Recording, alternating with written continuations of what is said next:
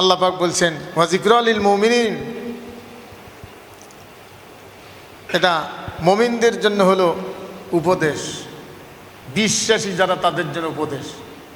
তাহলে কোরআন নাজিল করেছেন আল্লাহ পাক মানুষকে, সমাজের ভিতরে অন্যায় যে সমস্ত কাজ মানুষকে অশান্তি দেয়, শান্তিতে ঘুম পাড়তে দেয় না, নিরাপদে ব্যবসা করতে দেয় না, নিরাপদে চলতে দেয় না,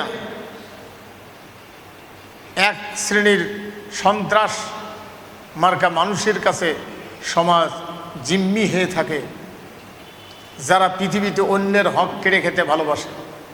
পৃথিবীতে কেউ নিজেরটা মানুষকে খাওয়াইতে পারলে তৃপ্তি পায়, আরেক শ্রেণীর মানুষ হলো অন্যের হক কেড়ে খেলে খাইতে পারলে তারা তৃপ্তি পায়। এই দুই শ্রেণীর মানুষ সম্মানিত ভাইগণ। এখানে অন্যের হক প্রতিষ্ঠিত করার জন্য আসছে ইসলাম।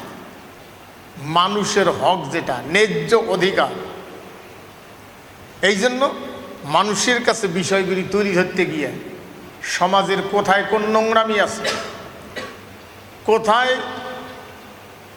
দুর্বলতা আছে, এটি ক্লিয়ারভাবে তুলে ধরতে গিয়ে আল্লাহ তার রাসূলকে বলছেন যে কোনো দুর্বলতা যেন না আসে।